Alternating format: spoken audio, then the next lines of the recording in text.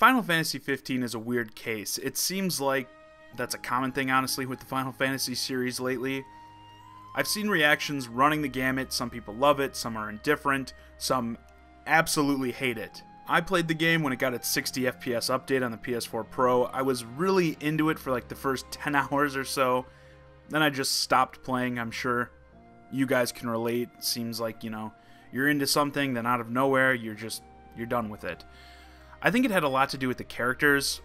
Found them pretty boring. And I even liked that prequel anime series thing they did, introducing us to them, but I don't know. I do know I gotta get to the point though. So, as with any major game, the questions, the suggestions of it coming to the Switch have been made. Personally, I'm a big advocate of bringing more RPGs to the Switch. I feel like these longer experiences are great to always have at the ready, but of course, with a game like this, sacrifices would have to be made to get it running on the Switch. Probably some big ones. And when considering these moves, you gotta think, how big of sacrifices are the players going to be willing to endure to play the game on the portable? Well, check a look at this. See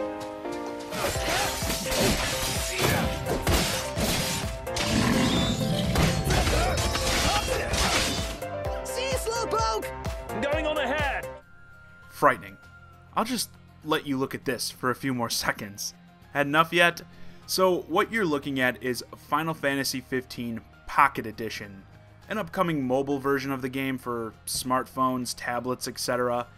And there is a rumor floating around that this game may be coming to the Switch. And now I stress rumor heavily, and I want to go into what has actually been said and how this came about. During a live stream promoting Final Fantasy 15, projects like this Pocket Edition and the PC version, the game's director, Hajime Tabata, had this little tease for Switch owners. He said, quote, "You asked the question, what other things do we have planned in the future? We can't give you any complete solid details right at the moment, but for our policy writers, we very much want to move out and do as much as we can with the game, with the franchise. There's another certain console out there people may be thinking of. Sounds a little bit like you guys, your name, Twitch. I think we'll just leave it there." So it looks like clearly they're doing something for the Switch, and it seems clear to me that they're looking to push 15 as sort of its own franchise, like they did with 13. I feel safe in thinking that if something Final Fantasy does come to the Switch, it will be at least 15 related. Now, IGN followed up with Tabata and asked if this Pocket version could be coming to the Switch, and to that he said, "There is certainly a chance. It's certainly not zero. Obviously, we'd have to think about what the meaning and what the significance of bringing this to the Switch would be, you know, whether people would want to play it, and whether it would be the right thing for our team." This is something I often refer to as a problem with the gaming industry. It's smart for game creators to have the never say never attitude whenever possible, as for one, who really ever knows what platforms a game will end up on, and gaming fans are historically a pretty angry bunch, so you don't want to upset them unnecessarily by saying they for sure won't ever see a game on their preferred platform.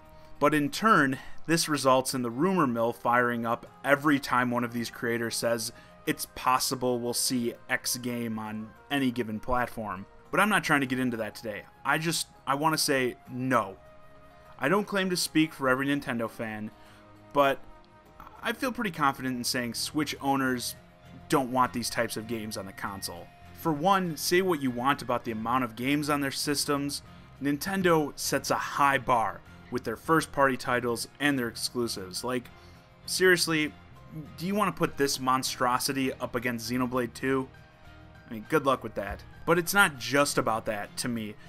It's about setting precedent. We've already seen a couple mobile, touchscreen type games make their way onto the Switch. Okay, fine.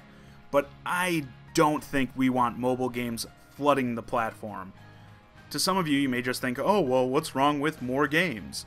Well, do you really want the bar to be lowered so much as to what a, quote, game release on the Switch is? Because make no mistake about it, if, say, Square-Enix chose this as their Final Fantasy game to put on the Switch, when people ask them about making Switch games, they're going to be like, well, we put Pocket Edition on there. I mean, think of a company like EA. They've got some pretty major games coming out on the Switch, including FIFA, right? But do you really think they wouldn't just love to dump a bunch of mobile-type crap on the Switch and be like, hey, we're one of the biggest third-party supporters of the platform? Oh no, I'm sure the multi-time worst company in America would never do something like that.